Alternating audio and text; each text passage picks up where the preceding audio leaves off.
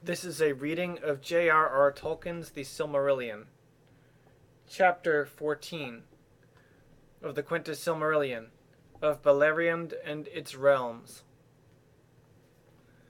This is the fashion of the lands into which the Noldor came, in the north of the western regions of Middle-earth, in the ancient days. And here also is told of the manner in which the chieftains of the Eldar held their lands and the leaguer upon Morgoth after the Dagor Aglareb, the third battle in the wars of Beleriand. In the north of the world, Melkor had in the ages past reared Ered Engrin, the Iron Mountains, as a fence to his citadel of Autumno. And they stood upon the borders of the regions of everlasting cold, in a great curve from east to west.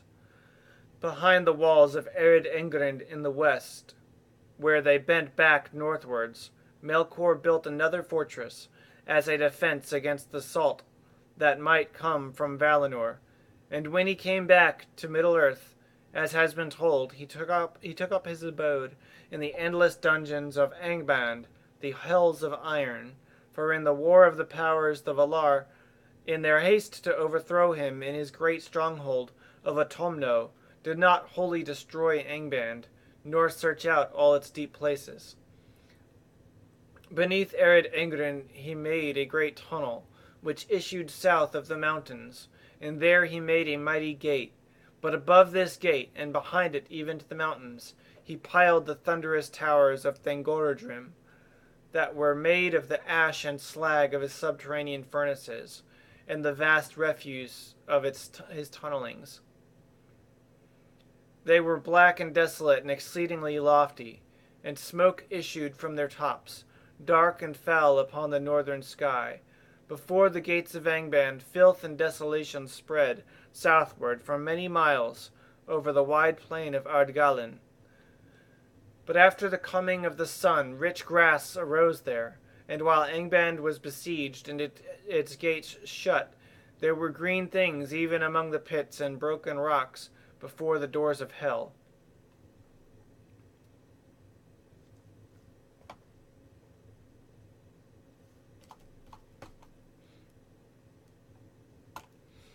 To the west of Thangorodrim lay Silome, the land of mist, for so it was named by the Noldor in their own tongue because of the clouds that Morgoth sent thither during their first encampment.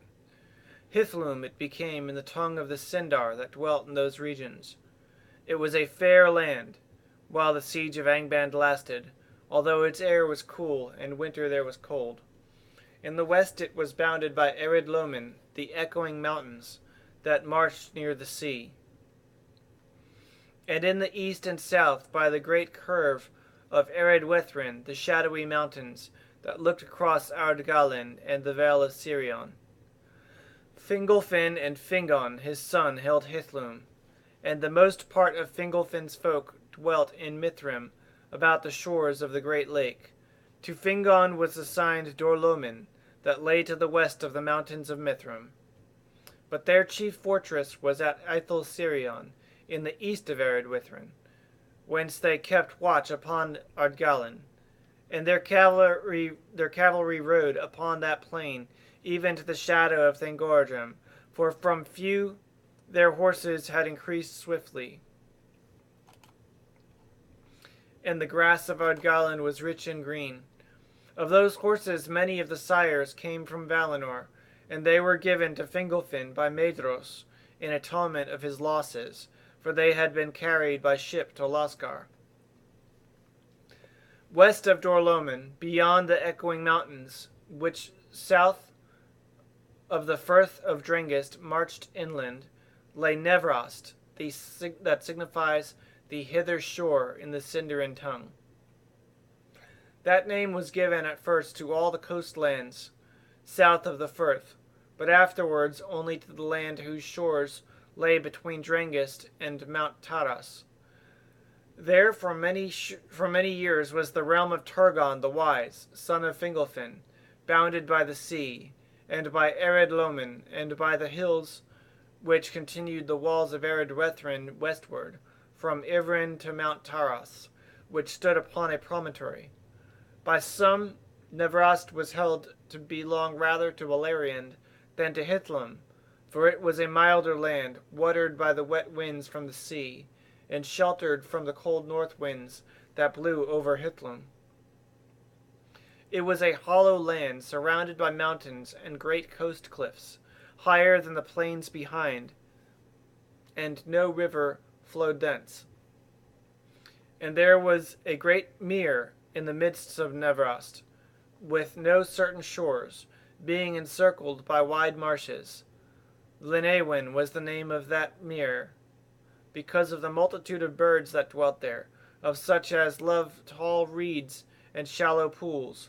At the coming of the Noldor, many of the grey elves lived in Nevrast, near to the coasts, and especially about Mount Taras in the southwest. For to that place Ulmo and Osse had been wont to come in days of old. All that people took Turgon for their lord. And the mingling of the Noldor and the Sindar came to pass soonest there. And Turgon dwelt long in those halls, that he named Vinyamar, under Mount Taras beside the sea.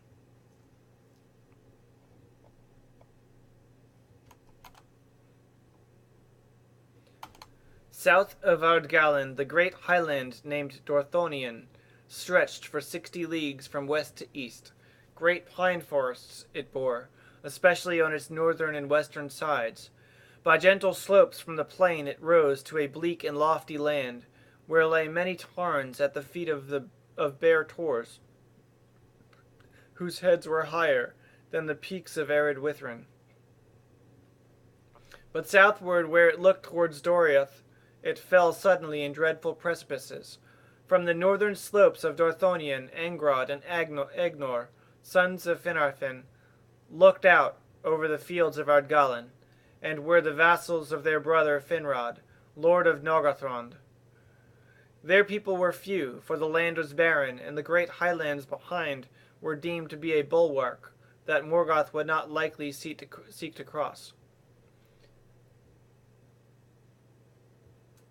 Between Dorthonion and the shadowy mountains there was a narrow vale, whose sheer walls were clad with pines. But the vale itself was green, for the river Sirion flowed through it, hastening towards Beleriand. Finrod held the pass of Sirion, and upon the isle of Tolsirion in the midst of the river he built a mighty watchtower, Minas Tirith. But after Nargothrond was made, he committed that fortress mostly to the keeping of Orodreth his brother. Now the great and fair country of Beleriand lay on either side of the mighty river Sirion, renowned in song, which rose at Ithel Sirion and skirted the edge of Ardgallen, ere he plunged through the pass, becoming ever fuller with the streams of the mountains.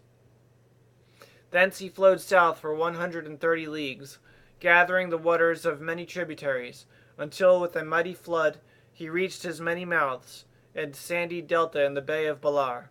And following Sirion from north to south, there lay upon the right hand in West Beleriand the forest of Brethil, between Sirion and Teglin, and then the realm of Nargothrond, between Teglin and Narog. And the river Narog rose in the falls of Ivrin, in the southern face of Dorlomin, and flowed some 80 leagues ere he joined Sirion in Nantethrin, the land of willows. South of Nantethrin was a region of meads, filled with many flowers, where few folk dwelt. And beyond lay the marshes and isles of reed about the mouths of Sirion, and the sands of his delta empty of all living things save birds of the sea. But the realm of Nargothrond extended also west of Narog to the river Nenning, that reached the sea at Eglarist, and Finrod became the overlord of all the elves of Beleriand, between Sirion and the sea, save only in the Falas. There dwelt those of the Sindar who still loved ships, and Círdan the shipbuilder was their lord. But between Círdan and Finrod there was friendship and alliance, and with the aid of the Noldor the havens of Brithombar and Eglarist were built anew, Behind their great walls they became fair towns, and harbors with quays and piers of stone. Upon the cape west of Eglarist, Finrod raised the tower of Barad Nimros to watch the western sea, though needlessly as it proved, for at no time ever did Morgoth essay to build ships or to make war by sea. Water all his servants shunned, and to the sea none would go willingly nigh, save in dire need. With the aid of the elves of the havens, some of the folk of Nargothrond built new ships, and they went forth and explored the great isle of Belar, thinking there to prepare a last refuge if evil came. But it was not their fate that they should ever dwell there.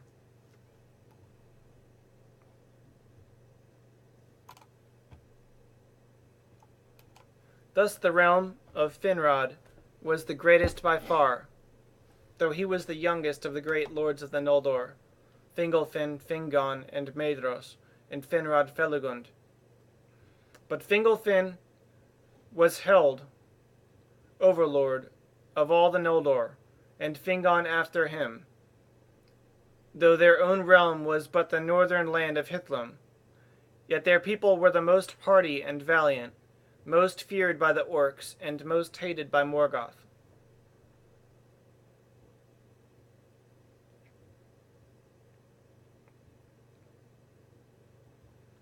Upon the left hand of Sirion lay East Beleriand, at its widest 100 leagues from Sirion to Gelion, and the borders of Osiriond.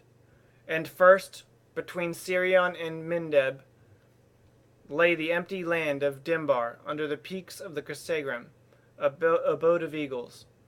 Between Mindeb and the upper waters of Escalduin lay the no-land of Nan Dungortheb, and that region was filled with fear. For upon its one side the power of Melian fenced the north march of Doriath, but upon the other side the sheer precipices of Ered Gorgoroth, mountains of terror, fell down from high Dorthonion. Thither, as was earlier told, Ungoliant had fled from the whips of the Balrogs, and there she dwelt awhile, filling the ravines with her deadly gloom, and there still, when she had passed away, her foul offspring lurked, and wove their evil nets, and the thin waters that spilled from Ered Gorgoroth were defiled, and perilous to drink, for the hearts of those that tasted them were filled with shadows of madness and despair. All living things else shunned that land, and the Noldor would pass through Nan Dungortheb only at great need, by paths near to the borders of Doriath, and furthest from the haunted hills. That way was made long before, in the time ere Morgoth returned to Middle-earth, and if one fared upon it, he came eastwards to Escalduin, where still there stood in the days of the siege the stone bridge of Eont Iar. Thence he passed through Dor Dinin, the silent land, and crossing the Arosiak, which signifies the fords of Aros, he came to the north marches of Beleriand, where dwelt the sons of Feanor. Southward lay the guarded woods of Doriath, abode of Thingol, the hidden king, into whose realm none passed save by his will. Its northern and lesser part, the forest of Neldoreth, was bounded east and south by the dark river Escalduin, which bent westward in the midst of the land, and between Eros and Escalduin lay the denser and greater woods of Region. Upon the southern bank of Escalduin,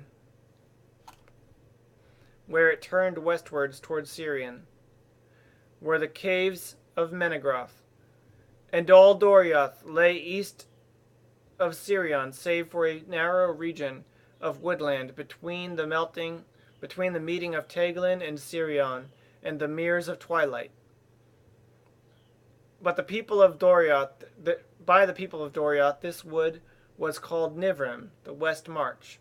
Great oak trees grew there, and it also was encompassed within the girdle of Melian, that so some portion of Sirion, which she loved in reverence of Ulmo, should be wholly under the power of Thingol.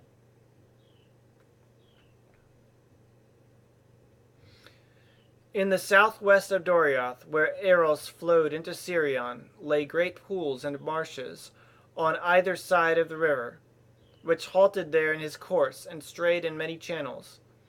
That region was named Eilin Eol, the twilight mares, for they were wrapped in mists, and the enchantment of Doriath lay over them. Now all the northern part of Beleriand sloped southward to this point, and then for a while was plain, and the flood of Sirion was stayed. But south of Eilin Eol the land fell suddenly and steeply, and all the lower fields of Sirion were divided from the upper fields by this fall, which to one looking from the south northward appeared as an endless chain of hills, running from Eglarist beyond Narog in the west to Amonerib in the east, within far sight of Gelion. Narog came through these hills in a deep gorge, and flowed over rapids, but it had no fall, and on its western bank the land rose into the great wooded highlands of Torren Farath. On the west side of this gorge, where the short and foaming stream, Ringwill, tumbled headlong into Narog from the high Farath, Finrod established Nargothrond. But some 25 leagues east of the gorge of Nargothrond, Sirion fell from the north in a mighty fall below the meres, and then he plunged suddenly underground into great tunnels that the weight of his falling waters delved. And he issued again 3 leagues southward, with great noise and smoke through rocky arches at the foot of the hills, which were called the Gates of Sirion.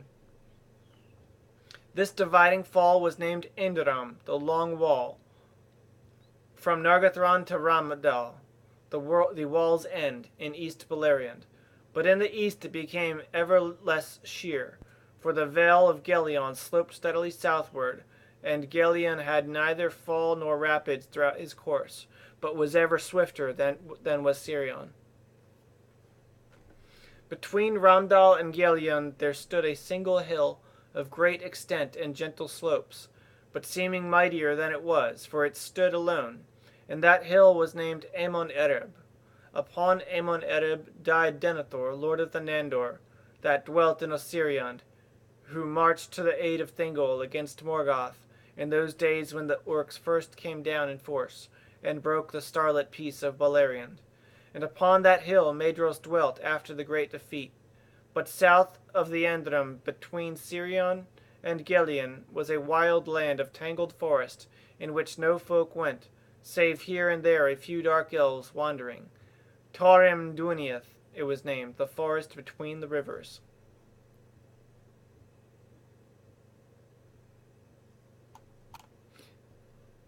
Gelion was a great river, and he rose in 2 sources.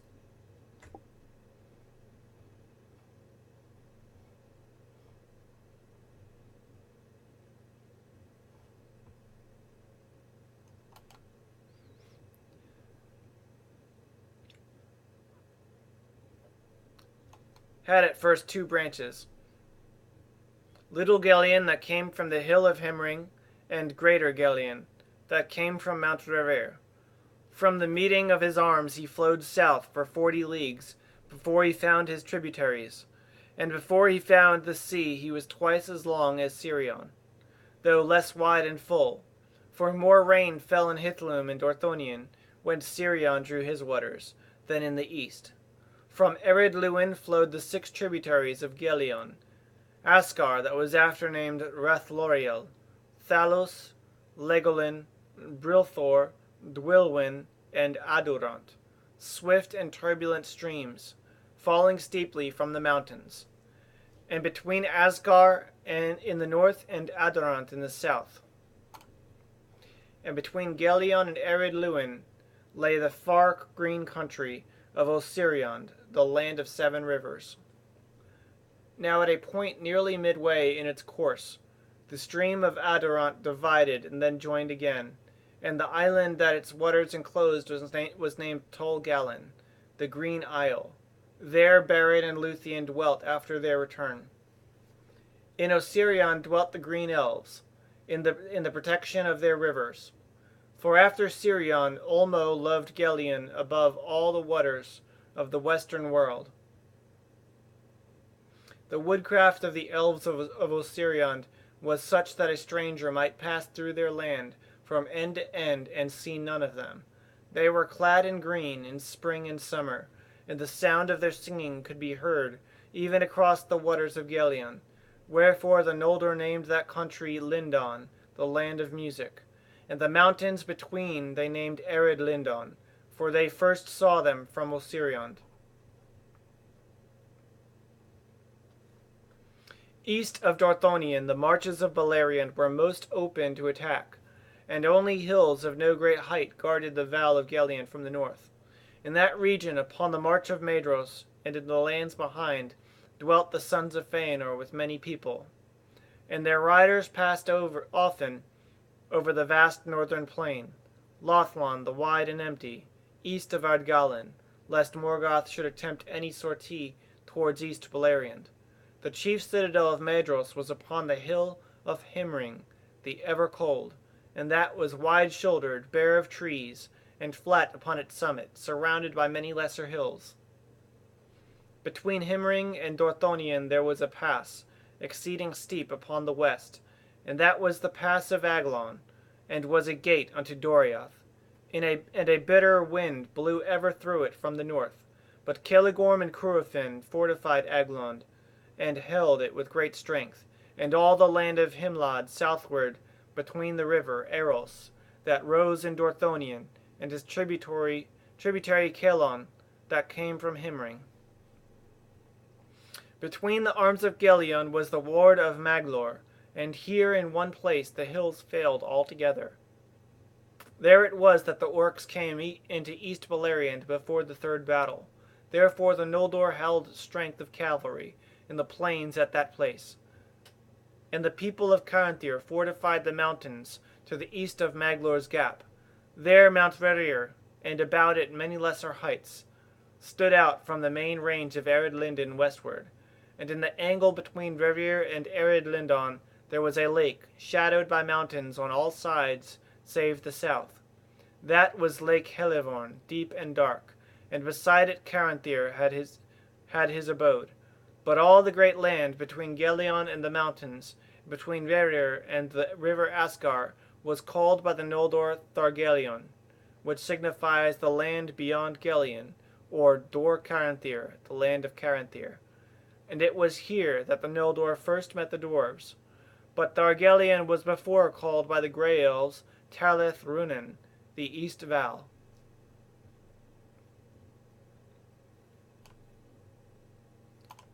Thus the sons of Feanor, under Maedhros, were the lords of East Beleriand, but their people were in that time mostly in the north of the land, and southward they rode only to hunt in the greenwoods. But there Amrod and Amros had their abode, and they came seldom northward while the siege lasted. And there also other of the elf lords would ride at times, even from afar, for the land was wild but very fair. Of these Finrod Felagund came most often, for he had great love of wandering, and he came even into Osiriond, and won the friendship of the Green Elves. But none of the Noldor went ever over Ered Lindon, while their realm lasted, and little news and late came into Beleriand of what passed in the regions of the east.